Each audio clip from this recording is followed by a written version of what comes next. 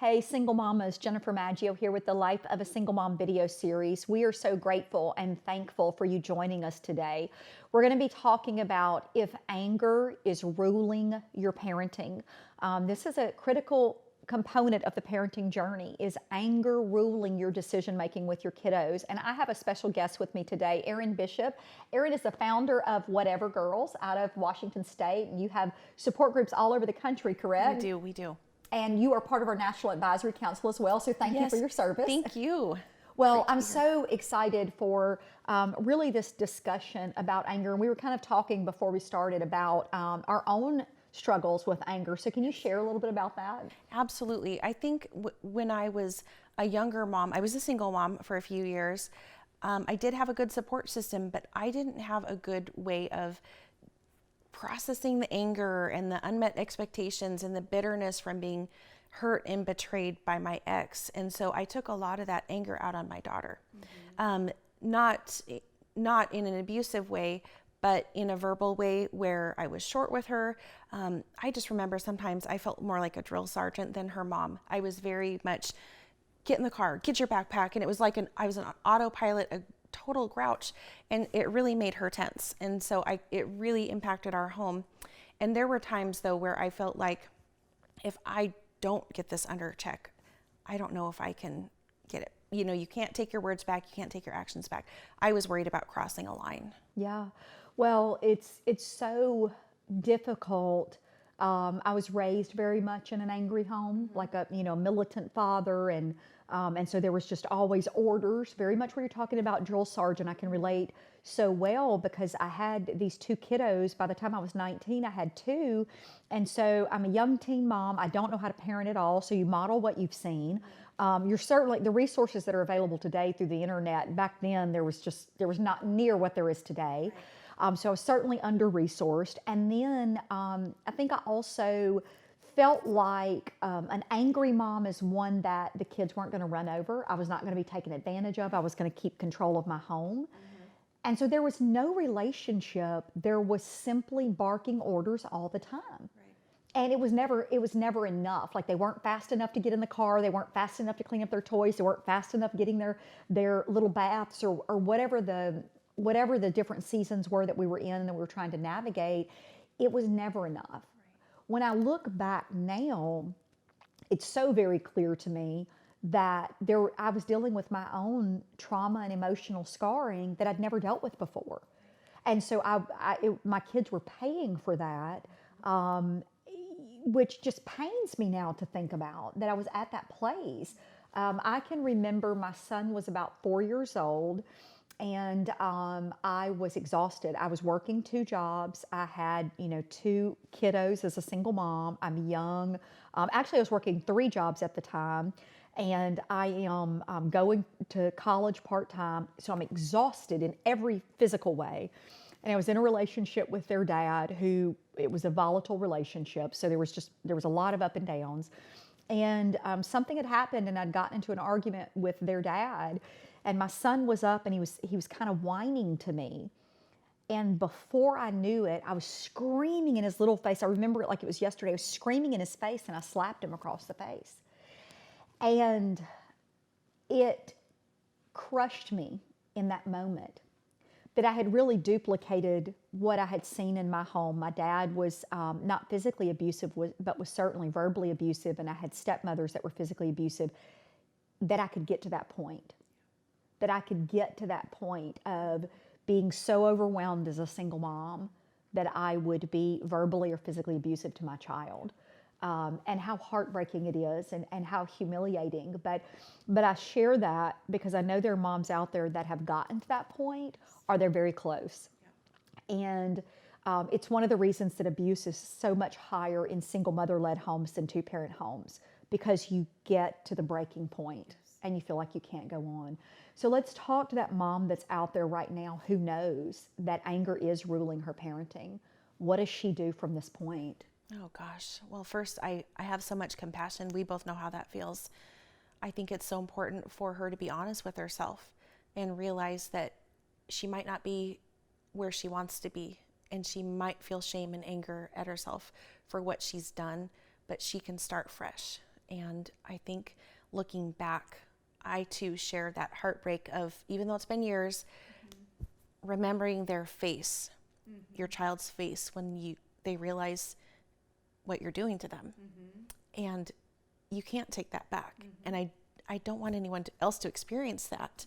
So I think it's being honest with yourself and getting help, whether it's from a trusted parent, if they're on a good relationship with their parent, or if they've got a trusted friend or a pastor, or if they're part of a single mom support group, or get a single mom support group, because I think there's power in sharing our testimony and hearing someone else's testimony. The enemy wants to keep us in shame and bondage to the mistakes that we've made, the words we've said. And I think that once we connect with somebody who's had a similar experience, or someone that's just compassionate, and say, look, this isn't you. Your mistakes don't define you, but you have a chance right now to correct what you've done and prevent yourself from going farther. Yeah, and I think that shame holds you captive. Yes.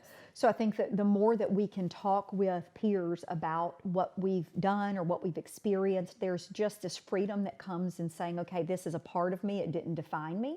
And then I think the other component of that is exactly what you're talking about with these support groups, because part of the reason I think we get to that place, and so many moms get pushed to that place, or they're worried of getting pushed to that place, is that you're balancing the weight of the world. You're working sometimes multiple jobs and schools, activities and homework and all of the different hats you're wearing.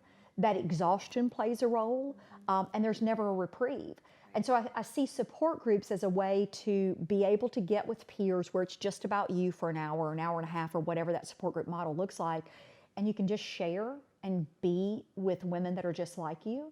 And I think another thing that comes to mind is getting the help when you need it, when you've progressed to the level of needing professional care.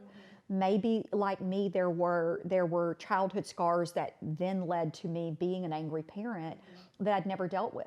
So seeking out that professional counsel that you need. And now I know everybody doesn't have insurance, and everybody doesn't have the financial means to go and pay $120 an hour to a counselor, but so many resources are available online now, where you can get free or pay for scale counseling. Many churches are now offering licensed counseling at a reduced rate.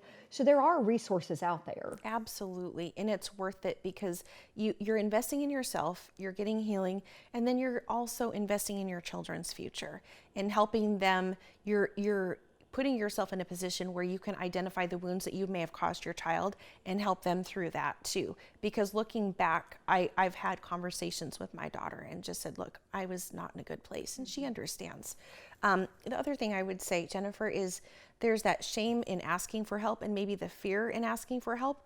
Like, if I confess that I hit my child, or I do this or do that, are they going to take my child away from me? So it's important to remember that that's not necessarily going to happen, and that it might not warrant it, but it's important to get help, and don't let anything hold you back from it. Yeah, and the other component is to ask for forgiveness from your children.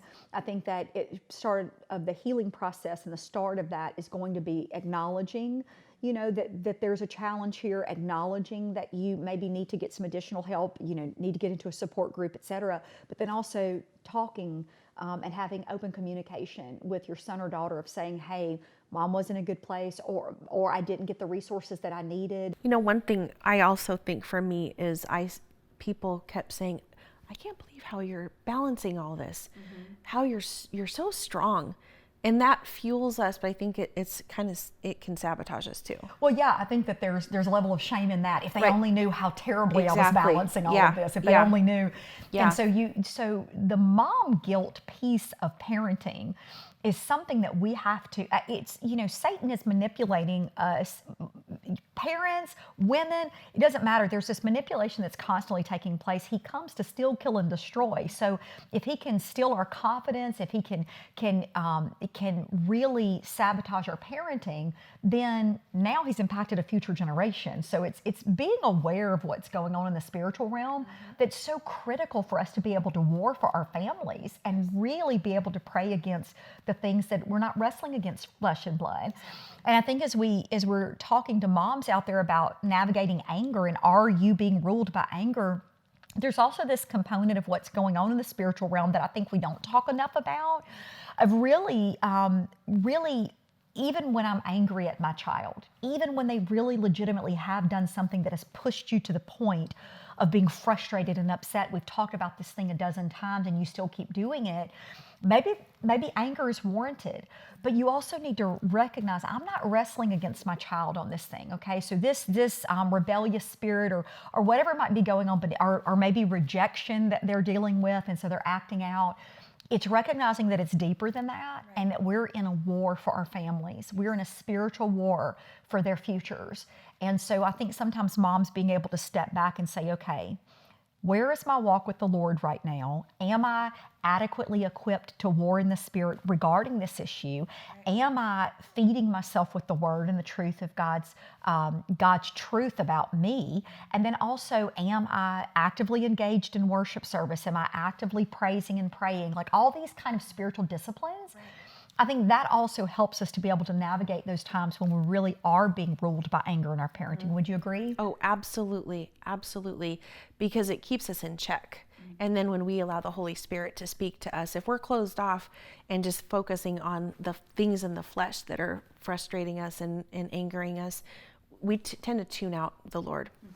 And so by having a solid walk with him and a consistent walk with him, and it ebbs and flows based on what we're going through in life, but making sure that the right voices are fueling us is key. Yeah.